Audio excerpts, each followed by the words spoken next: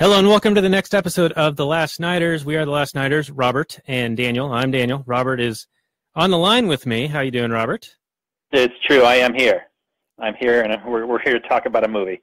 We are, and we're going to talk about a movie from South Korea, and the Olympics are happening in South Korea right now, so it seems timely.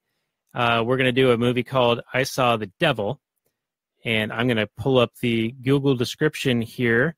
In the meantime, you can find show notes and more for this episode at lastnighters.com/7, the number 7. So here we go. I Saw the Devil came out in 2010 in South Korea. It's a drama/thriller, 2 hours and 23 minutes, 7.8 on the IMDb, 80% Rotten Tomatoes, 3.7 out of 5 on Hulu, and 90% of Google users like it. And here is the description. On a dark road, taxi driver Kyung-chul comes across a scared female motorist stranded in a broken-down vehicle. He pulls over, but not to help her. When the woman's head is discovered in a local river, her devastated fiance, Soo-hyun, a trained secret agent, becomes obsessed with hunting down her killer. Once he finds Kyung-chul, things get twisted. After brutally beating the murderer, Kim lets him go free, and a demented game of cat and mouse begins. Had a U.S. release of 2011, March 4th, 2011. A South Korean movie, $12.8 million U.S. dollars in the box office. Robert, what do you think of that Google description right there, my man? Yeah, you're kind of clipping out on me. Sorry for the listeners at home, but I think you said, how did I think about that? I don't see anything really wrong with it. It says enough to get you interested, and it doesn't spoil anything. So, yeah, good stuff. I just want to note that this movie stars Min-sik Choi, who also starred in Old Boy and is in a bunch of big South Korean movies. Kim Ji-woon, his first movie was The Chaser, another excellent movie. We might do that at some point in the future, but big actors in this movie for the South Korean film buffs, and well done here. All right, and before the show, you had been telling me this is one of your favorite movies. So what I think I'd like to do is let you kind of guide the discussion. I know you have some notes, and again, spoilers all the time, so if you haven't seen the movie, please just stop playing the show right now, go watch it, and then come back, because we're going to talk about some pretty key events that you don't want to know are coming if you haven't seen the movie yet. So how's that sound to you, Robert? And maybe you can drag us through the categories a bit and just have the driver's seat, man. Okay. Well, the opening of this movie, I just want to mention the artisticness of this film. Kim Ji-woon, I think, especially in the beginning, is in full-on like Coen Brothers / Tarantino mode. It opens very beautifully on this like snowy night, and there's this soft music playing, and there's just a very good setting of the tone and just the feel and the vibe of the whole thing before it gets, takes a hard right turn and turns into kind of, in lesser hands, this would be kind of like a slasher movie, because it does feature a serial killer and then kind of like the super cop guy who goes out for revenge on this serial killer. In a U.S. like horror movie, the serial killer would kill a bunch of people, and at the very end, like the attractive girl would end up killing the guy, like almost through no fault of her own, or who knows what, but she would come up with some reason and actually sort of kill him. In this movie, it's more about the revenge and the mindset of the person seeking revenge. And does he go too far? Does it change him irreparably? The mistakes he makes, can he live with those mistakes? it's so much smarter and, I don't know, just brilliant than your average whatever crap horror movie that we get over here in the United States. Now, I would add that in your summary of how U.S. films get made, then after the girl accidentally kills the villain would do something to indicate that they're not quite dead. Yeah, because, you know, you got to come back 9 more times, right? Because you can't let a good idea die, or at least an idea that makes money, even if it's not particularly a good idea. Franchise, baby. Franchise. That's right. Cockadoodle profit, baby. So one of the cool things that this movie does is that it kind of flips your expectations on its head a bit. When the super cop kind of gets in, he's just like a trained killer guy, like a super soldier, like special forces guy who's working a bodyguard situation and anything. Anyway, when he becomes, he becomes the predator, right? He becomes the hunter of the guy. Then the movie shifts to the killer's perspective as he's being hunted. And that's something you don't really get in like a U.S. movie. And I thought it was really interesting the way it kind of played out. You see his worry, you see him getting angry, you see him like feeling like the victim, but then you get the catharticness from the audience point of view of seeing all the pain and suffering that he goes through. And one of the things I wanted to talk to Daniel about was what the title of the movie meant to him, and at what point does the serial killer, or does the super cop guy, the protagonist, does he ever cross the line for you? Was there ever a point at which you would have tapped out? All right. Well, let's take the first question first. I saw the devil. What does it mean to me? Well, I consider this sort of a Breaking Bad situation. Over the course of the seasons, he goes from happy-go-lucky science nerd teacher to fucking Heisenberg, right? And over the course of time, he actually develops into this more evil and dangerous person. He is the danger, as they say. And I think that's what they're kind of doing here, where they're letting Super Cop kind of take on the role of allowing his anger to take hold of him, like giving in to his hate, to use some Star Wars speak, and become a monster himself to fight the monster, right? And so I think that's kind of what they're shooting for here, and that is, that he sees evil in this serial killer guy, but then he also sees that he is similar to the serial killer, and he's starting to enjoy it. And so it's sort of like looking in a mirror. He sees himself in this other, in his opponent, and he sees that he has to come to his level in an effort to fight him. The fire with fire kind of thing. Indeed. And so, was there a point at which, you're saying that he really becomes the monster, and I would agree with that. To a certain level, he kind of does stoop to his level, and in order to exact justice as he sees it. Because he's the one really that I think has any kind of claim on what justice is at this point. He's the one that's been wronged the most. The father of the woman that was killed also, but he's really in the position to extract justice, as opposed to handing him over to any kind of justice system where they put him in jail for any certain amount of time. And the best you can feel about it is that, okay, well, he wouldn't be able to hurt more people.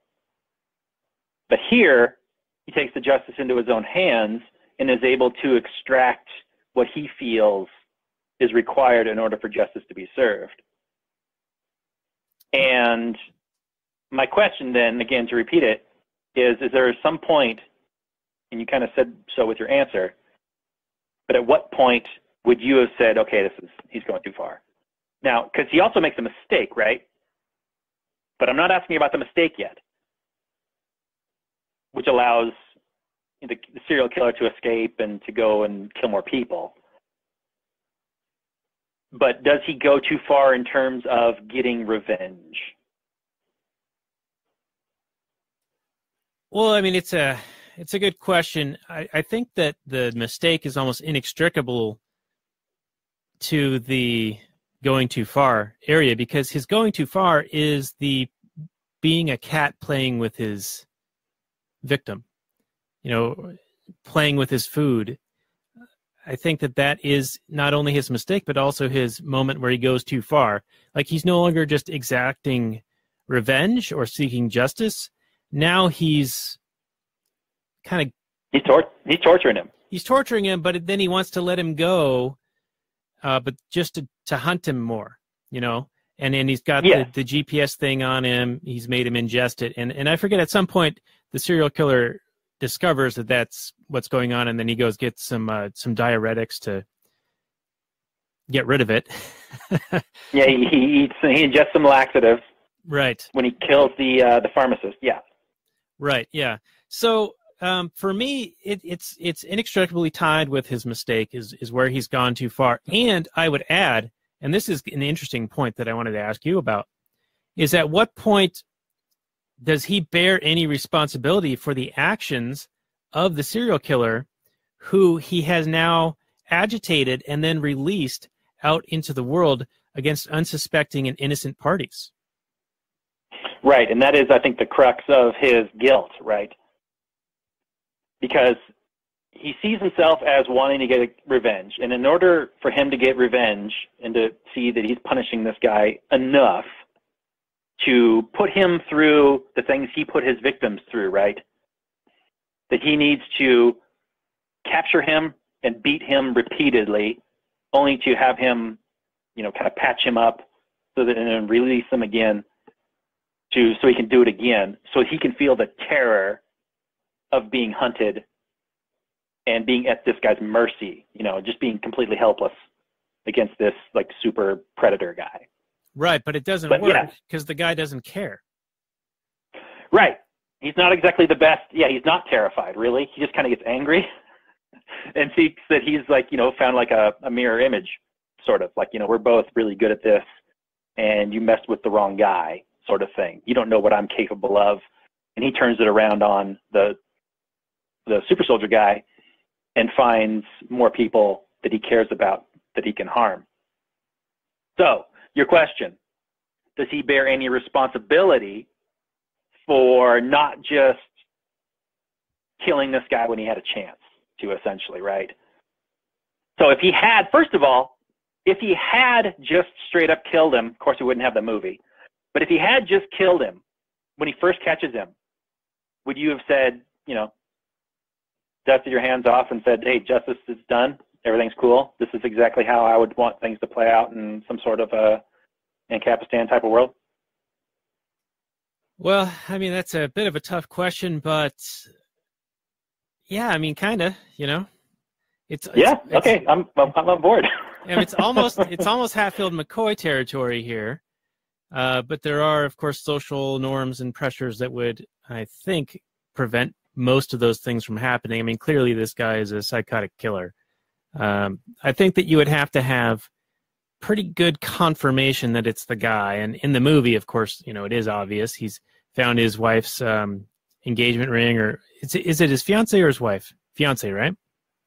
I believe it's his fiance, and she's pregnant. Right. But yeah, it's his engagement ring. Yeah, he finds the ring, and then he, of course, when he confronts the serial killer for the first time, he's in the act of raping / about to murder another victim. Right. So yeah, there's no doubt. Pretty much confirmed that this is a bad dude. Yeah, this is the fucking guy. Right. So yeah, I think that in that sense, you're not dealing with someone who's going to be rehabilitated. You're not dealing with a Monopoly court system that's going to actually provide any level of justice other than, like you said, maybe preventing him from being out on the streets. So, yeah, I think that the immediate thing would have been justified, but also then you don't have a movie. So there's that. Right. Okay, so then on to the next point, because we're in agreement on that one. Does he bear responsibility for any, not like total responsibility, right? Because, of course, the killer is ultimately responsible. He not only is the one that is killing everybody, but it's the same kind of argument where, you know, the government will arrest somebody, try somebody, put them in jail, and they get back out, and they commit another crime. And then, you know, people want to say, well, then the government somehow bears responsibility for this guy's crimes being out. And I would say,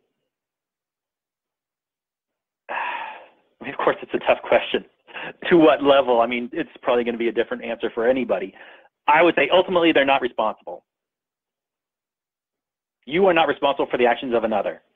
But is that going to prevent you from feeling guilt over, man, I had him in my hands and I could have ended it all, but I had to, you know, satisfy my inner sense of justice, and that got a couple more people killed? Yeah, man, it's a tough question. I agree, because there is self-ownership and you're responsible for your own actions, but at the same time, he did have control over this person, and he wound him up and then released him, allowing him to wreak havoc. And it's almost akin to, you know, in Logan, Professor X was having these brain bomb Yep. action, and Logan's like taking him into Las Vegas, you know, like 3 million people might die. I think that Logan bears some responsibility for putting all those people at risk. And I think that that's what's going on here. And I almost want to say that because the serial killer had done such an egregious thing, that the super cop had the maybe not the moral right, but he had the motivation to track this guy down, confine him, basically, you know, control him, right? Take him into his possession in some respect, and then releasing him when you know he's clearly a murdering asshole. Yeah, you had him and you voluntarily decided to release him. You know, it's not like he escaped. You know, it's like you chose to do this. You chose to let him go. He absolutely voluntarily released him, for sure. So, would you charge Super Cop with a crime? Well, I mean, are we talking Ancapistan? Are we talking monopoly justice system provided by, you know, a government? Well, I mean, clearly there would be some kind of social repercussions, I think, in Ancapistan, where, you know, if the truth came out that he released him on purpose, there would be absolutely people making, you know, judgments on whether or not they wanted to associate with him, and condemnation and that sort of thing. But if you're saying he bears responsibility for those murders, the murder of the pharmacist and the father and the sister, which would have been his family-in-law, but they weren't quite, because they weren't married yet. Then if he's somehow responsible, then is he guilty of any crime? Yeah, I don't know. That's a tough one. I mean, are we talking in a existing legal structure, or, I mean, if we're going into an Ancapistan scenario where common law is sort of a basis of building upon prior decisions that are, you know, in a bit of a market situation, I think that there would be found some way to address this grievance, because, as you said, there would be very upset parties who would be looking at this guy and blaming him for releasing this killer out onto onto innocent people. Right. So and you can't say that it would be a negligent situation because he clearly wasn't negligent. He voluntarily, intentionally released the guy. Yeah, what do they call that? Malicious, maybe? Malicious, or like some sort of a manslaughter type situation? I don't know. Yeah. But Either way, it was a bad call. Yeah, I mean, it was obviously a mistake, and he obviously regrets it at the end of the movie.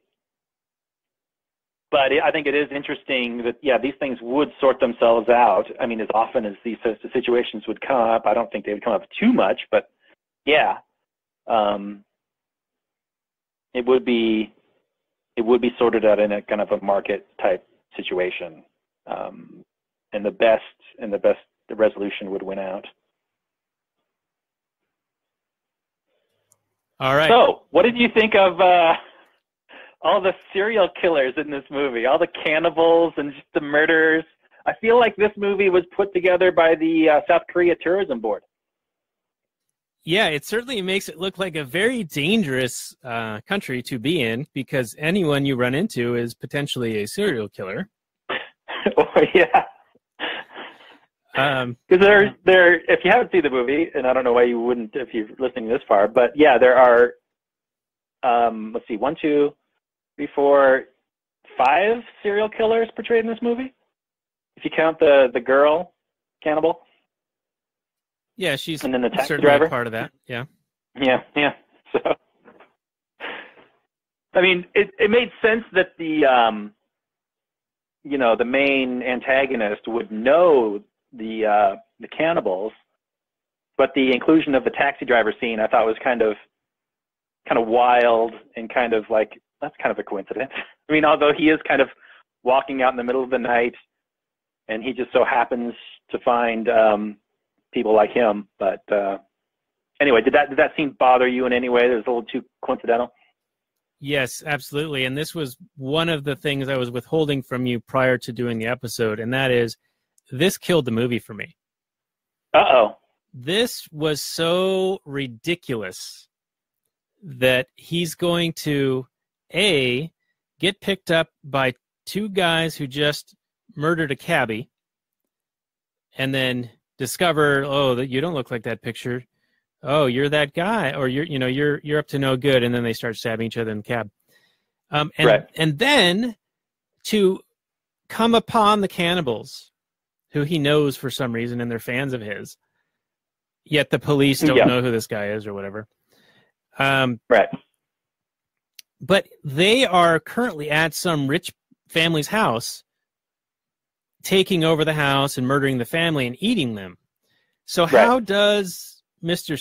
Serial Killer, who seems to be aimlessly trying to get, somewhere, I don't know where, run into them? Did I miss something? Yeah. Well, no. I mean, I gave the cannibals a pass because, yeah, I mean, it's weird that they are all in this little area together. But I would assume that they kind of know each other, and it's clear that they know each other, and that they, are into the same things. And maybe they've been in that house for a while. It looked like they'd eaten many people. But the taxi drive situation, yeah, there's really no excuse for that, other than to show some wild. I mean, these movies are famous for their wild, slashy, hitty, punchy, kicky type fights. If you watch enough of these South Korean movies, especially movies like Old Boy, this, and a movie called New World, there aren't a lot of gun fights. There are some, and there are movies that feature a lot of gunfights. But for the most part, guns are like super highly regulated in South Korea. So a lot of the thugs will fight with knives and, whatever they have, bats and that sort of thing. And it's kind of a big deal when somebody has a gun. And it makes for more interesting fights. And it makes for an excuse to have your combatants be really super bloody. There's an elevator scene in New World that is very much like the taxi scene in I Saw the Devil, where there's just somebody with the pump and squirting the blood all over everything, all the time, everywhere. For visually and for the effect, I liked it. But yeah, it doesn't make sense in the story. It's far too convenient. And ultimately, it's not necessary. The taxi scene can be removed from the movie, and it's probably just a tighter, more cohesive movie.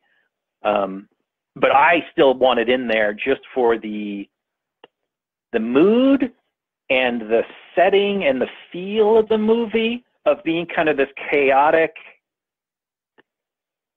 I don't know, kind of this chaotic world where life is just, worthless, and there's these really twisted people, and this guy is just kind of the super cop guy is descending into this world of madness and, these psychopathic killers. So for the story, yeah, it doesn't make sense. For the tone and the setting, I like it. But I understand why it ruined the movie for you, and you're not wrong.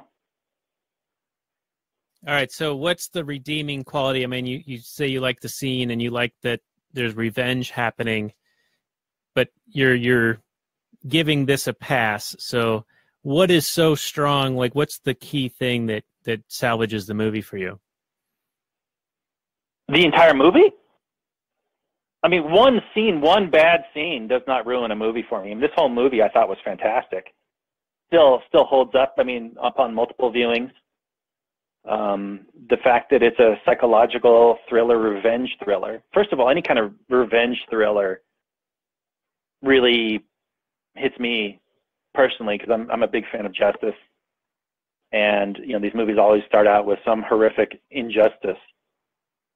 And then the nature of revenge and how it changes a person and how it feels. I mean, I wouldn't say that the protagonist in this movie is any kind of a winner. He's horrifically changed. Not only has he lost his fiance, but he has done horrible things. And he has to live with the guilt knowing that he released this guy to kill more people that he loves. So he feels partially responsible for that. He's like a walking wounded at the end of this movie, and there's a huge change in his character from the beginning to the end, so there's a big old arc. All the actions have consequences, real consequences. So, yeah, it's a movie that doesn't pull any punches. Maybe it's a little bit weird in some parts, and, there's maybe a scene that doesn't make sense or two, but, yeah, I think this movie is just really well done. Fantastic. I'm glad that you feel differently about it. I like it when we don't always like the same things. Like in The Lion King. Yeah, like in The Lion King, where you liked that dumb movie and I was right and I hated it. And you liked it and you were wrong. All right. Well, excellent. So one other scene that really bothered me, and this was the serial killer guy's about to turn himself in, and he's in the middle of the street. And then Super Cop breaks the door off of his vehicle and then does this J-turn, like reverse 180 spin to catch the guy in the door and then kidnap him. Yep. I know that's supposed to be like super whiz-bang awesome effects and stunts and stuff, but it seemed really dumb to me. Like, what was the point of doing that? Well, he had to get him. He didn't want to, let him be captured by the cops. Because then the serial killer guy was going to turn him in, right? I don't think he was worried about that at that point. I thought that was the thing. Like, he was going to, his nefarious plot to, use police resources in evil ways, seeking his own justice, was going to be discovered. That's interesting that you got that. I very much got the feeling that this guy was like, no, I'm not going to release the justice in this case to other people. I am seeing this to the end. Justice may be done, though the heavens fall. I didn't see that as any kind of self-preservation move on the part of the super cop guy. Okay, well, because there was that moment in the hospital where he's confronting the cannibals. Yep. And the cannibal says, well, here's what he's going to do. He's going to kill anyone that you know, and then he's going to turn himself in. Right. To escape him. To ultimately win. Right. And I thought that it was also implied because when he gets the bug from the tech nerd guy, and then the tech nerd guy, you see him like once or twice again throughout the film. It's almost as if, you might get caught using resources inappropriately. Right, and I am sure he would have, but I think that was so far down on his give a shit list at that point. Yeah, well, I thought there was this whole build-up to that was going to lead to he's going to be found out as the monster that he has become, torturing this guy and releasing him back into the wild, and that would put the super cop guy in some deep shit. Probably undoubtedly. Although, I mean, he's also a cop, and cops cover for other cops all the time. You know this. They never get in trouble. So I'm sure the rare example gets made. Very, very few. Every once when there's a huge scandal, they'll throw one cop under the bus and say, it was that guy. He did it. But 99 times out of 100, we got the guy who did it. They capture the main serial killer guy, and they blame every single thing on him. And you can't trust anything he says, and he's just an evil guy, and then they, throw him in jail or they kill him or whatever. And then Super Cop is exonerated or celebrated as a hero. And the truth never actually comes out about what actually happened. That is, I think, a more realistic situation in the real world. I tend to agree with you there. So let's shift this over to, we're not really talking about categories in this one, apparently. And that's fine. That's fine. I think our listeners they know by now that when we say stuff, we don't really necessarily mean we're going to stick to the script. Yeah. We've talked about the character arc of the super cop. Let's talk about the serial killer guy, because he changes too. And I don't fully understand his motivations, even at the beginning. Do you want to talk about him a little bit? Because it seems like he's an older guy. He's probably middle-aged, and he's been doing this for a while. And I don't understand why he's abducting women, why he's chopping them up, and why, like halfway through the film, now it becomes like kind of rapey, whereas earlier he seems to have no interest in that at all. Yeah, this movie didn't spend any time explaining the motivations of the serial killer. And I don't think that's super important.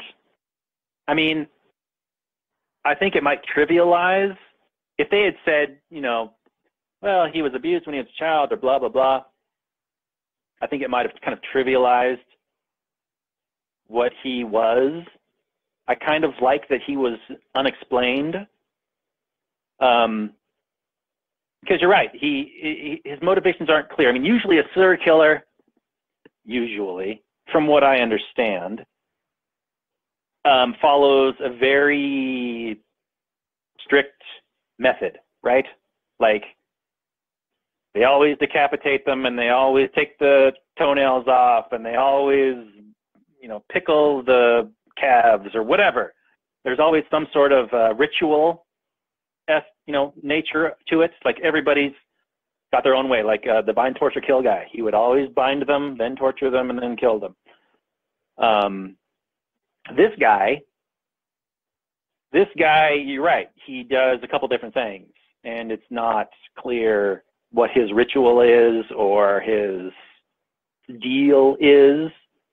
I did appreciate, though, that he was a predator that had a job where he could have easy access to, prey. This is the case with most predators. If you see a lot of sex offenders, you'll often see them in like teacher roles or like government roles where they're in charge of people, charge of children. Because, where do spiders make their webs? Where the flies are. So I appreciated that he drove a bus for a school, and then he would go drive around and look for people in, need of assistance. And if they struck his particular fancy, he would kill them, and they were young, vulnerable women. Because ultimately, he's a coward. And these people are often cowards. If they, they're not going to charge into a group of men and threaten to kill anybody or anything like that. They're predators who prey on the weak in their most vulnerable times. So I thought that was really good. But maybe it would have been a little bit stronger movie, I agree, if he had a certain technique or a thing or whatever. Maybe it would have helped you understand them as a person. But I kind of like the idea that he was like this chaotic psychopath. And the whole movie is kind of chaotic and psychopathy. And, there's this normal dude who has to wade into those waters. And then that's helped his descent into his own kind of madness. Because at the end of the movie, he ends up not only killing him, but he makes the guy's family experience his death with the whole guillotine door situation. Now, for you, was that crossing a line? Because, yeah, I kind of feel like it was crossing the line for me. The line that was crossed for me there was how dumb that was. Oh, really? You just thought it was stupid? All right. Well, I'll mention this, and then we'll go back to the character a little bit. Yeah, it was dumb because they've got this contraption set up to where the door opens, and then it's going to do the guillotine on the guy, and his head's going to roll out to his family, who, by the way, don't like him. And he's gone crazy and abandoned his son with his parents, and his parents seem to be rather, well, they bicker and fight, and it seems to portray that he didn't have a good childhood. But he's in there saying, no, don't open the door. No, leave the door alone. No, don't open the door. And what do? They open the door. I'm sorry, but yeah, okay, that's dumb because they can hear him, and he's saying, no, don't open the door. So why open the door? Well, to be fair, he doesn't say why. But yeah, and he also has a thing in his mouth, so they can't quite hear what he's saying. I mean, his voice would be muffled. And yes, we have the benefit of subtitles. Yes, but they don't. I don't know. So we understand what he's saying, but he's got this rope in his mouth, and and they don't. It just seems. So yeah, I understand what you're saying with the stupid thing, but I gave it a pass for that reason. Okay, it just seemed a little contrived, and I don't know. I didn't see how it related to. I mean, yeah, the first victim that kicks this whole thing off, she got decapitated. I mean, I guess that's the callback, right? That's like the closing the loop on the thing. Well, I mean, put yourself in the protagonist's shoes. The guy is basically begging you to kill him multiple times. So how do you get any kind of revenge if the guy wants to die? Well, and yes, he doesn't care about anything, right? He's abandoned his family. So obviously he doesn't really super care about them. But what other choice does he have? You got to do something. I'm saying that this character, the protagonist at this point in the story, he feels that he's got to do something to exact some kind of punishment on the guy. So that was the best. I guess that was the best he could do. was kind of involve the family to, I don't know, maybe there's some kind of a cultural element to, Korean families that maybe we're not super privy to. I mean, I don't know. Even if I hated my dad, I wouldn't want to cause his death by opening a door. I mean, clearly he's not morally responsible for opening the door that does the thing that makes his head chop off. That's on the protagonist guy. But still, that's going to traumatize you. I opened the door that chopped my dad's head off, and then the head rolled to my feet. That's going to mess you up. Maybe it's not the best thing, and I think he crossed the line there, but it was I think it was showing his character, the descent of his character. Well, I mean, that he was willing to do that.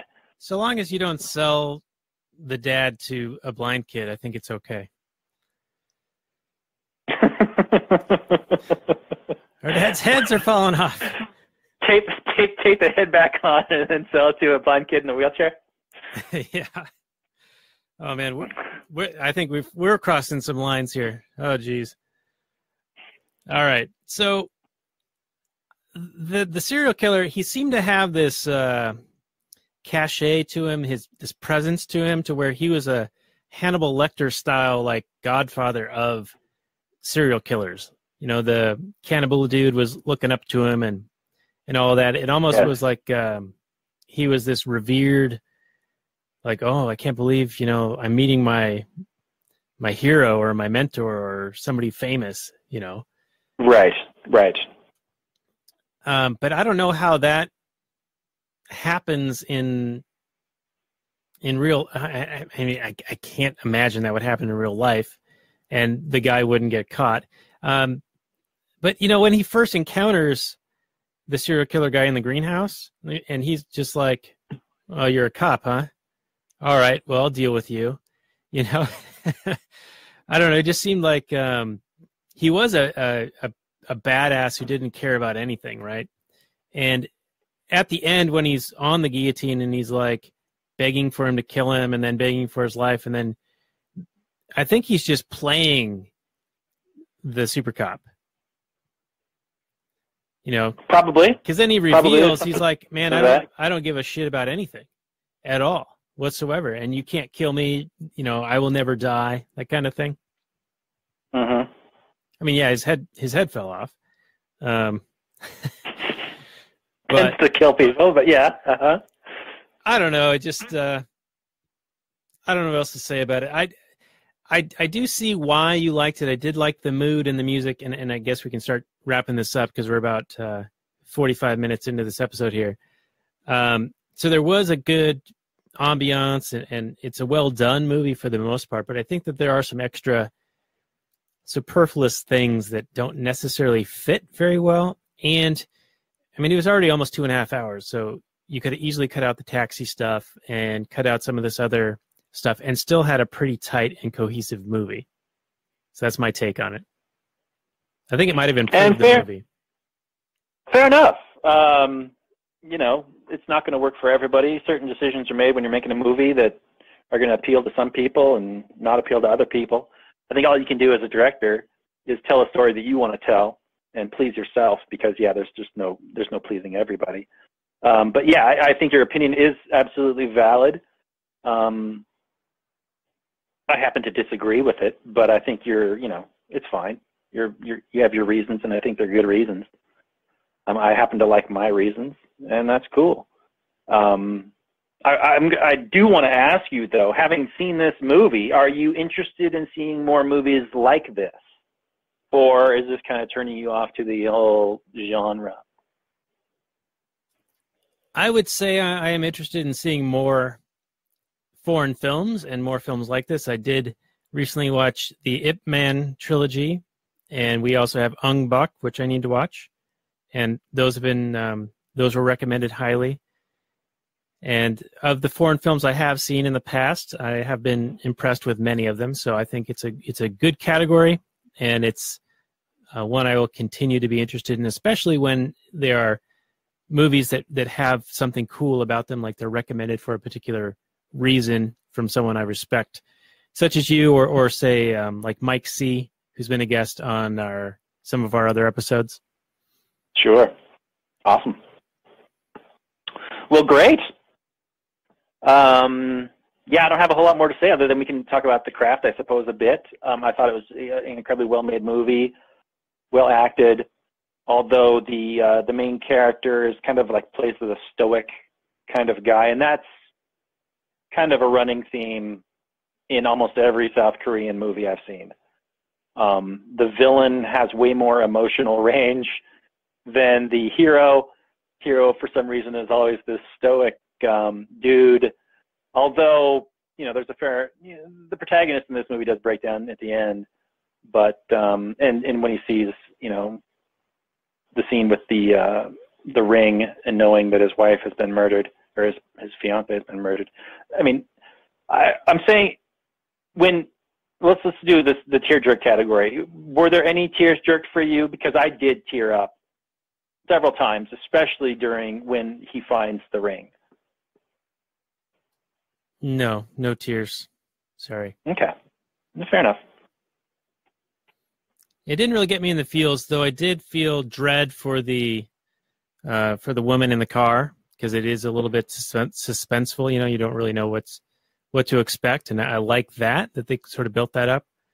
But I do have another critique of the killer, and that is he's hitting people in the head with hammers and pipes. Any one of those blows could kill someone. And if his goal is to just incapacitate them and then put them in a plastic bag and then torture them and eviscerate them and cut their heads off, I think that he was going about it the wrong way. Not a critique of technique for the serial killer by Daniel. Excellent. I know, that's awkward, right? It just got weird. You're doing it wrong, dude. You gotta hit him. Okay. Yeah, but you get what I'm saying, right? Like it just seemed like any one of those blows could have just ended that particular scene. And if his point was to kind of get off on it or accomplish some ritual type thing, like you were talking about before, I don't think that he was doing it in a way that would have been likely to consistently satisfy whatever urge he was trying to scratch, Right. Well, I mean, maybe they're making a point on, the motives of a serial killer. We just can never really truly know them. I don't know. There's another movie, the first movie by the same director, called The Chaser, which deals with a very similar subject matter. Maybe you'll like that one a little bit better. I don't know. There's definitely more discussion of the motivations of the killer in that movie.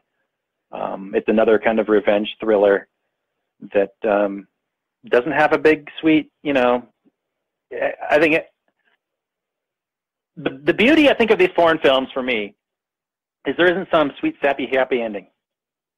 Now, it's not like super satisfying. Like you don't get that cathartic feel of, yes, the good guys win. But it's more of a realistic take on things that I appreciate. And maybe that's not translating into box office success in the United States, but that's just the way it's going to have to be. Yeah. Well, anyway, let's do our final rating and review and wind down this episode of The Last Nighters. Number 7, lastnighters.com/7 is where you can find the show notes page and more. All right. So this movie stays at the top of my list for revenge thrillers. Maybe I haven't seen all the good ones yet, but I do enjoy a good revenge thriller. If you know of a good revenge thriller, let me know. Hit me up at robert@actualanarchy.com or Trumpster at Twitter. This movie is like a 9.2 for me. It's not a perfect movie, but it is so close to a perfect revenge thriller movie for me that it ultimately completely earns its rating. Excellent performances, well made. I don't know what they're going to do with the remake. They're probably going to have to cut out all the blood. Probably cut the taxi scene for the American remake. Might turn the cannibals into Or maybe they still have them be cannibals, but you're not going to see all the body parts and the whatnots.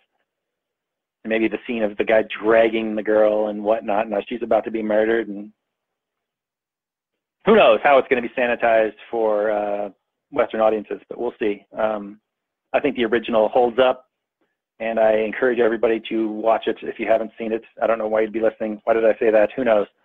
Anyway, hope you enjoyed it, and hope you enjoyed us blathering on about it. Daniel?